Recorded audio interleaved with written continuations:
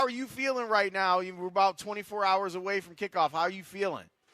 I feel good, man. I feel good about the Chicago Bears. I was just saying that to your first point that there was no one I wanted to talk to more than you and Speaks and about this game and about what these players are about to experience and the way this town is on fire and the Bears have played themselves into the second seed and had a great year. And here we are.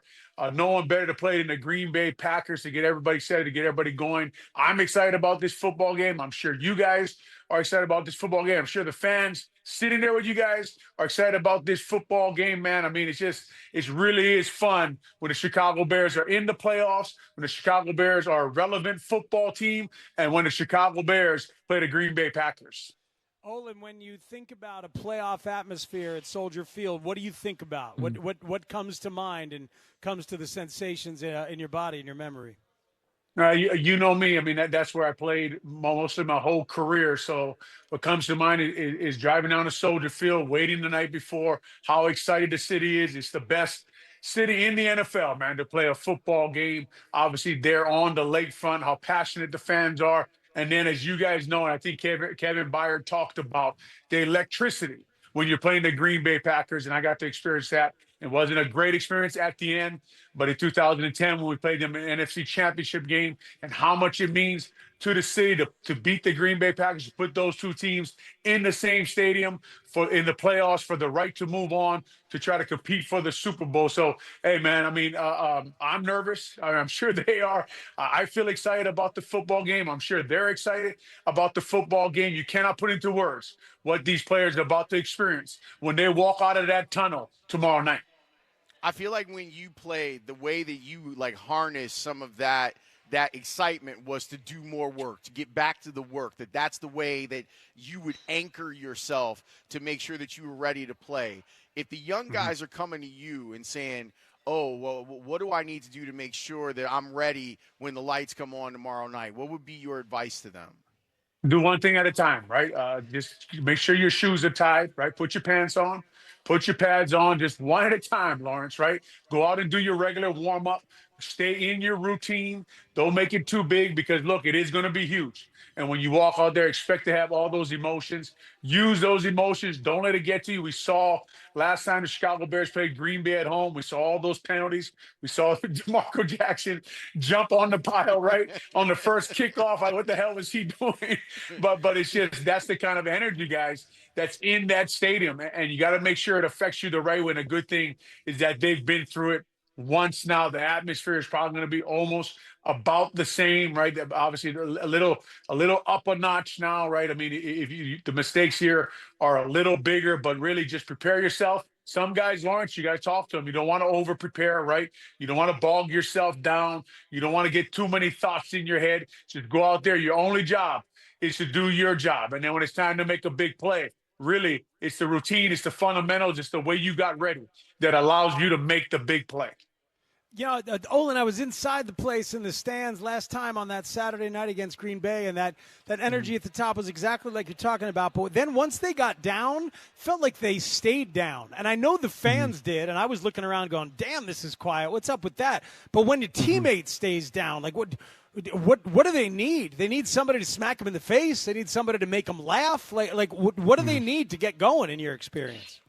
Everyone's different. It's a great question by you, Speaks, but you have to know your teammate and you have to know what they need and you have to know how to talk to them and how to pick them up. The leaders on the football team, the Joe Toonies, right? The Grady Jarretts, right? Even the Caleb Williams nowadays. And you never know who's going to be the leader in this situation, who steps up and says something when somebody's down. And you're talking about the first game. You guys remember, obviously, the play call after a good drive to start, right? In the play call where there was the fumble snap. And then it just seemed like the Bears could never really get going again. And sometimes, man, I'll talk to the fans. Like, get them going. Like, don't be down, get up out of your seat, scream the whole game, no matter what is going on, right? And your team needs a little boost. Get them going. You can be a part of it, right? Pick them up. Let's go screaming, yelling while the other team is in the huddle, getting the offense going, getting the defense going, and then just when the leaders on the team just got to be very cognizant of when guys get down or when guys are hard on themselves. Some guys will be harder on themselves in this game than normal. Some guys will feel the moment. Some of them will be overwhelmed. But it's just the leaders and the coaching staff, and even the coaching staff's involved. Ben Johnson, these kind of guys, get guys back going again. Some guys need a kick in the butt. Some guys need a joke. Some guys need a hug. Some guys need to be talked to. So you just got to find what you have to do for each guy. And I'm sure the leaders on this team, we've watched this team all year compete through hard situations, show gutsy performance, show their perseverance. So we've seen them all year pick each other up. They know what they need better than anybody. When you turn their film on, when you watch them compete, when you watch this team fight, you know that they know each other. You know they enjoy playing for each other. They got to harness all that good energy they've had all year, take it out there tomorrow night and beat the Green Bay Packers. Those sounded a lot like feelings to me, Lawrence. I don't know about Oh, they you, were, man. but I know what corner I'm in. I know where I am today. I mean, you're right there. There we go. There Sing it, is, baby. man. Spiegel's Feelings Corner. I mean, you took yourself to the feelings corner. No, listen, man, we're in the playoffs. I'm giving you what you Yes. need. I'm picking you up. You need my feelings? I'm giving it to you, Speaks. I got to make sure you play a good game. I appreciate it. I need that. No It is problem. important. All right, now let's get into a little bit of the X and O's because I know that you've been pouring over the tape like all week Yeah. long. I think about that the first game that these two teams played, and I've been racking my brain all week when I saw the betting line on this and seeing the Packers favor. It's weird to see a team that's lost 4 in a row. The quarterback hasn't played in 3 weeks, and the Bears are the healthier team. It's weird to me to see them favored. What reason should there have been for the Packers to be favored? What are the things that concern you about how they play? Just the way that the Bears have been playing defense, right, is why the Packers are favored. And you guys have probably talked about that all week. And inconsistencies on our offense and them putting together a whole game and moving the ball and putting the ball in the end zone is why the Green Bay Packers are the favorite, and they have experience. Obviously, their quarterback has experience in the playoffs, and you know that Jordan Love, he's been out for about 3 weeks now, and they have some injuries even on their offensive front, right? They're missing Elton Jenkins, their starting center, so Sean Ryan, their backup center, is playing. Zach Tom is coming back, but he played against the Bears the first time. It's just the matchups, the wide receivers versus our cornerbacks, and can our cornerbacks step up and play a better game than they have been playing? And can we find a pass rush from somewhere, right? Can our defensive line, can Grady Jarrett, can Javon Dexter, can Montez Sweat, can Austin Booker, can they find a way to harass Jordan Love? Obviously, Jordan Love got hit in the last game. Austin Booker beat the backup tackle that was in as an extra tight end for the Green Bay Packers. But stop the run, Lawrence, first, right? Get to the quarterback. That's why that quarterback and the way LaFleur designs plays, and you've watched the same film as me, and they find a one-on-one matchups, and they find a matchup on the safety, and then they find a matchup in the slot on the cornerback that they want to go against, and Jordan Love sees it, and they're well prepared. LaFleur is a very good offensive coach, finding mismatches in the pass game, right? And just the fact that, the Bears offense, the way they looked against the Detroit Lions, the way the Bears looked against the Detroit Lions is probably why the Packers are favored going into this game tomorrow night. Olin, you love the run game. I love the run game, and we've had so much fun thinking about the way the Bears have been aggressive and have set the tone. I hope they do it again. I hope they keep doing it, even if it gets stopped. What kind of run plays do you want to see? What kind of pacing do you want to see out of this run game tomorrow night? Yeah, I think that the Chicago Bears do a nice job formationing things to gain advantage. The Baltimore Ravens, right, put 300 yards rushing on the Green Bay Packers. And, people talk a lot about Micah Parsons, and he is out. And I'm sure you guys have also talked about Devontae Wyatt, right? They're really good nose guard who's been out for a while now. And eventually all these things start to catch up to you. And it looked to me like it caught up to them against the Baltimore Ravens. By them, I mean the Green Bay Packers. And the Baltimore Ravens did a nice job coming out in 13 personnel with 3 tight ends, putting Patrick Ricard at fullback. That I formation seems to give the Packers a little trouble, and you can gain advantages by formationing them and finding extra blocks and deciding which way you're going to want to go with the play at the line of scrimmage. So we'll see the Chicago Bears. I think that when they did it the first game as the Durham Smith, they put him at fullback in the I formation. That way the Packers couldn't figure out which way the Baltimore Ravens were going to go with the football. I seem to give them a little problem, so I look to see that a little bit. And obviously you want to run right behind Jonah Jackson and Big Darnell Wright and Dahlman over there and Joe Tooney and Ozzie Trapillo and this offensive line. To me, guys, best unit on the field coming up Saturday night, and I think they have a chance to really take over the game, really control the game, and then just they're going to be 32s, 33, 34, and that's the time Caleb's just got to stay in that pocket and make that play to keep those drives going, because the time of possession has been a problem lately, right, leading up to this football game. Like you're saying, run the ball. You don't got to be overly stubborn, man. We got Burden, right? We got Colston Loveland. We got Caleb Williams. We got DJ Moore. We got Roma Dunze coming back. We got Cole Kmet, right? We got DeAndre Swift to match up on a linebacker out of the backfield, which Caleb missed a couple times in the last game, and I'm sure they talked about that. Well, hey, man, if they're going to bring Quay Walker and leave Cooper one-on-one with Swift, and he's on an option route, let's go to him, right? Let's get him the ball there on a 3rd or 4 or less. So those kind of things. But obviously the run game to me, with the weather, with the wind, with how cold it's going to be extremely important. And that's why you build that offensive line. Ryan Poles, man, tip of cap to him. That offensive line he put together, Coach Dan Roshar.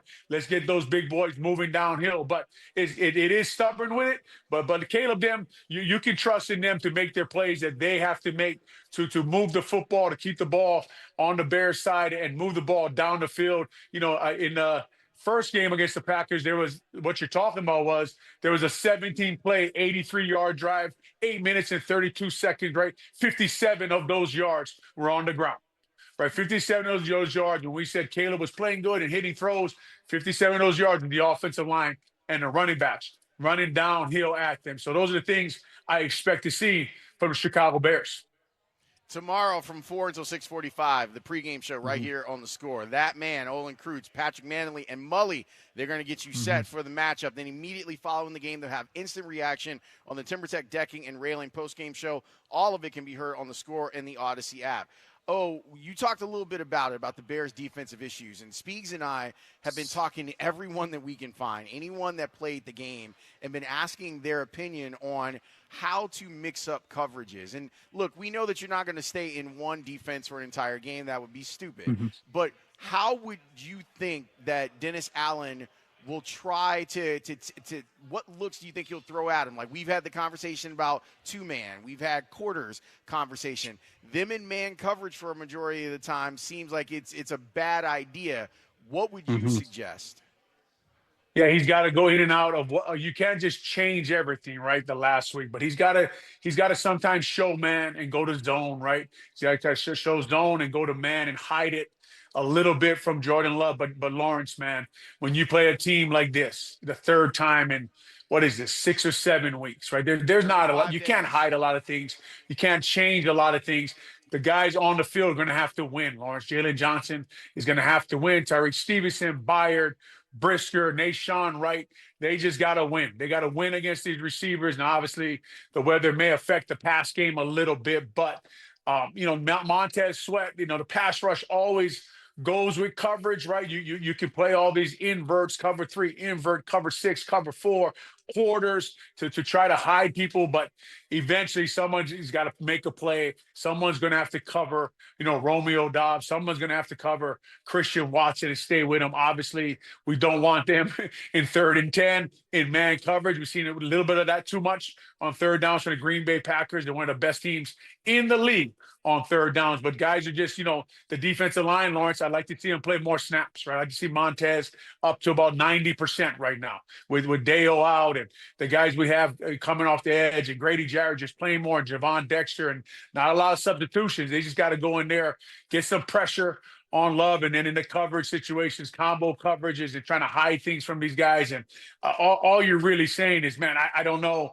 I don't know if we can cover them, right? I don't know if we can do it, but I'm sure there will be some times when you see the simulated pressures from Dennis Allen. There'll be some times when they drop into zone, and the problem you worry about, I was thinking about that watching film this week. Like, hey, man, why don't they go to this, like Halfley show sometimes where it looks like simulated pressure, but all of a sudden they're in cover 2 with a D lineman or a linebacker dropping to the middle of the field, and there's no way you could have figured that out pre-snap. The thing I worry about that is if you all of a sudden you put that in this week, then you worry about, communication problems. You worry about, assignment bust, and does somebody have that guy? Who was supposed to have that guy? So you got to come to the party with what you believe in, and then the players got to step up and make plays and do their job and compete against the Green Bay Packers who they're about to go against. Hey, Olin, I love what your idea about Montez playing a lot. I mean, like, come on, it's time. Yeah, it's time. How about Billings? How about Big Bill? Every time I see Big Bill running on and off the field, I am exhausted. And then I think, like, man, that's a lot of running on and off the field. Yeah. And I also think, from my time as a center, which I know you have a tremendous amount of respect for, Olin, it's like, you're dominating center. Thank you very much. I don't want to. I wouldn't want to line up against Big Bill. Like, sometimes I wonder, why isn't he just out there a lot and let him just beat the hell out of the center or the guard just about every time and let that take a cumulative effect, even if it doesn't happen on one play, you know? Yeah, Big Bill, all those guys, right? They're going to have to play, to me, a little bit more come tomorrow night, right? Because, Chris Williams is their other backup. And, now that Jonathan Ford is playing on the Packers, I don't even know who the backup nose guard on the Chicago Bears is, right? And you got Austin Booker, you got Robinson, right? You got, I think Shoyinka might still be out with a concussion. Yep. So it's kind of like they're down a few guys there, and they don't have a lot of big bodies to put in there. So Big Bill is very important, and he gets pressure too on the quarterback on pass plays, has a couple of nice pass moves, has a lot of power to drive guys back. We just talked about probably Green Bay's Packers would have been their only Pro Bowl offensive lineman besides Zach Tom would have been Elton Jenkins, who played center. Talked about him being out. So you're going against Sean Ryan from UCLA, the backup center, right? So Billings can have like to see him there and create a lot of havoc in the run game there against the Green Bay Packers. And just, the Green Bay Packers have lost two very important guys in the middle of both their lines. And I just like to see the Chicago Bears take advantage of that, right? Show that we are healthy. We have our guys. We got all our starters up here. Let's dominate the game in the middle of the field. We talk about a lot on this show, right? The farther you get away from the football, the farther you get away from football, right? So right where that football is, man, let's dominate, right? They got backups in the game, the Packers. Let's make it look like they have backups in the game. A lot of talk about they haven't won since Parsons has been out, and that's true. But Parsons was the domino that fell after they've lost a bunch of guys already, and that's what they're trying to recover from, right? Devontae Wyatt, Elton Jenkins, Parsons, Tucker Kraft, right? There's not a Hall of Fame quarterback over there in Green Bay anymore, right? There's not Charles Woodson playing safety, another Hall of Famer over there in Green Bay right now. So perfect chance for our guys to step up and take over this game and dominate right where the football is getting snapped. Oh, as always, man, we appreciate you getting us prepared. And the Score listener, the Bears fan that's within the sound of your voice,